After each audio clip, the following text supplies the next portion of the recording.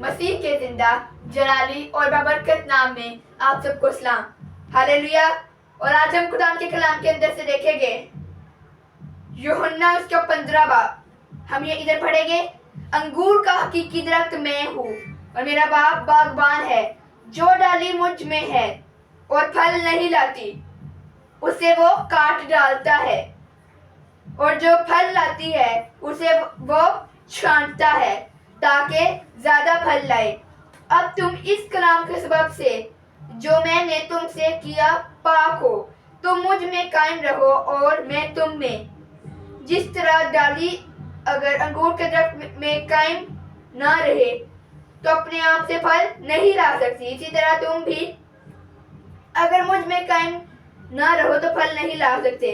मैं अंगूर का दरख्त हूँ, तुम डालियां हो। जो मुझ में कायम रहता है और मैं उसमें, वही बहुत सा फल लाता है, क्योंकि मुझसे जुदा होकर तुम कुछ नहीं कर सकते।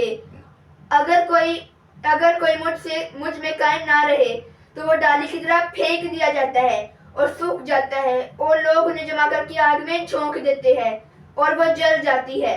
खुदावंद के पाक कलाम के पढ़े और सुने जाने पर खुदावंद की खास बरकत हो।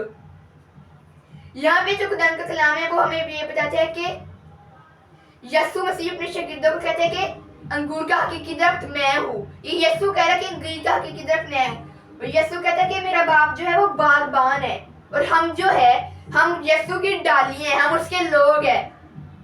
और अगर हम यीशु के अंदर कायम नहीं रहेंगे, उसके साथ वफादार नहीं रहेंगे, तो हम क्या हो जाएंगे? अभी हमने पढ़ा है यहाँ पे, हम फेंक दिए जाएंगे डाली की तरह और आग में डाल दिए जाएंगे। लेकिन खुदा किसी की भी हलाकत नहीं चाहता है, वो चाहता है कि सब के सब बच जाए, वो चाहता है कि सब बच जाए, सब आसमान की भाषा में दाखिल हो। खुदा ये चाहता है। और मैंने मैसेज दिया था, मैंने खुदा से पूछा खुदा ने किस चीज के ऊपर मैसेज, तो खुदा ने फिर मुझे ये टॉपिक दिया, अंगूर का हकीकी दरख्त। अंगूर का हकीकी दरख्त यीशु है और हम उसकी डाली हैं, हम उसके लोग हैं, हमने उसके अंदर कायम रहना है। यीशु ने कहा था कि मेरे बाप को जलाली से जाहिर होता है कि तुम बहुत सा फल लाओ। हमें यीशु के जलाल को जाहिर करना है। और इब्लीस कभी भी नहीं चाहता कि हम यीशु के जलाल को जाहिर करें, लेकिन हमारा बदन खुदा के रूह का मकदस है और रूह कुदस का मकसद क्या है कि वो यीशु का जलाल जाहिर करे। और हमने अपने बदन से, अपने उठने बैठने किसका जलाल जाहिर करना है? यीशु का। लेकिन हम क्या करते हैं? हम दुनियावी कामों में खोए हैं।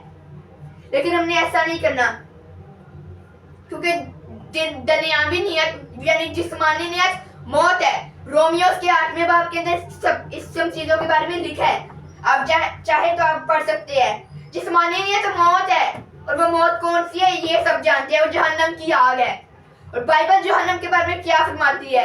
वहां पे रोना और दांतों का पिसना होगा, दर्द, लोग रोते रहेंगे, उस आग के अंदर हमेशा जलते रहेंगे, वो आग कभी बुझाई ना जाएगी। इसीलिए हमने उसके लिए फिक्र करनी है कि हम उस आग में डाल दी जाए, इस दुनिया के लिए करनी। बहुत सारे लोग अपने जानों को संभाल के रखते हैं कि हम मरे ना, लेकिन वो उस जहान की फिक्र नहीं करते। इस जहान के बाद एक और जहान है, वहां पे हमारी अदालत होनी है।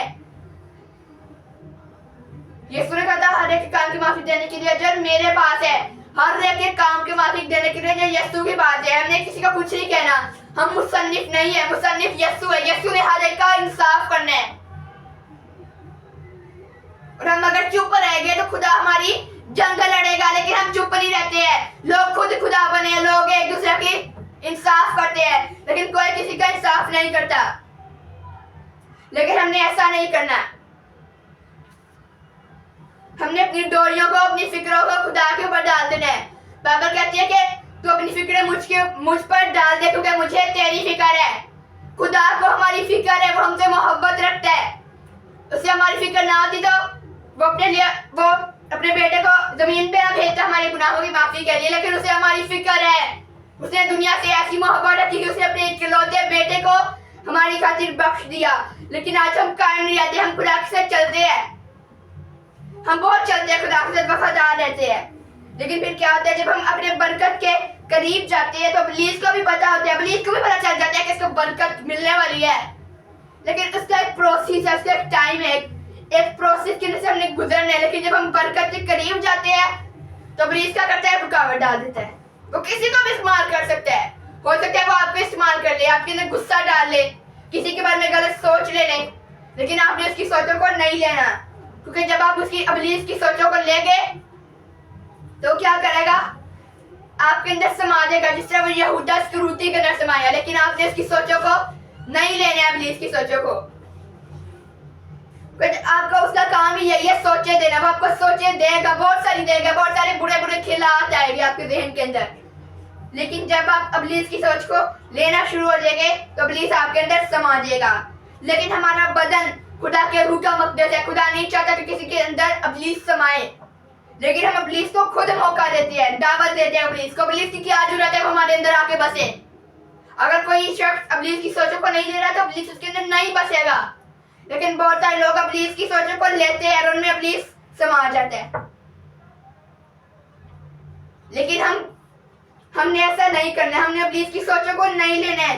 हमने इब्लीस की आवाज में और खुदा की आवाज में फर्क ढूंढना है। हमने पहचान करनी है इब्लीस की आवाज में। इब्लीस भी बड़ा चालाक है, वो चालाकियां मकारियां मारता है।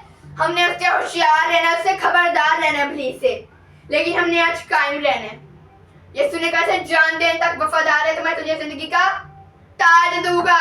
इब्लीस नहीं चाहता कि किसी को जिंदगी का ताज मिले। इब्लीस चाहता है सबके सब उस जहन्नम की आग में जाए। लेकिन खुदा किसी की भी हलाकत नहीं चाहता है। उसने अपना बेटा दे दिया हमारे गुनाहों की माफी के लिए, और अब हम हमारे गुनाह धुल चुके हैं और हमने पीछे मुड़ के नहीं देखना। हमने आगे के लिए फिक्रमंद होना है। हम तौबा करें तो हम पीछे की तरफ सोचते हैं कि हमने इतने गुनाह किए, ये गुनाह किया, इतने खिनौने गंदे गुनाह किए हमने, हम पीछे की तरफ देखने लग जाते हैं। लेकिन खुदा नहीं चाहता। खुदा कहता है कि हम आगे बढ़े। खुदा ये चाहता है कि हम आगे बढ़े, पीछे मुड़ के ना देखें। लेकिन बहुत सारे लोग इसी तरह करते हैं कि जब वो अपने गुनाहों की से तौबा करते हैं, माफी मांगते हैं, तो वो पीछे मुड़ के देख जाके मैंने तो चले गंदे गुनाह किए, ये सब गुनाह किए, तो खुदा ने फिर भी मुझे चुन लिया। हमने पीछे मुड़ के नहीं देखना, हमने बढ़ते जाना है आगे। और इब्लीस नहीं चाहता कि हम बढ़ते जाए। इब्लीस चाहते हैं हम क्या हो जाए, पीछे की तरफ जाते जाए। लेकिन खुदा ये नहीं चाहता, क्योंकि खुदा को हमसे मोहब्बत है। आमीन। खुदा आप सबको इस कलाम के वसीला से बरकत दे।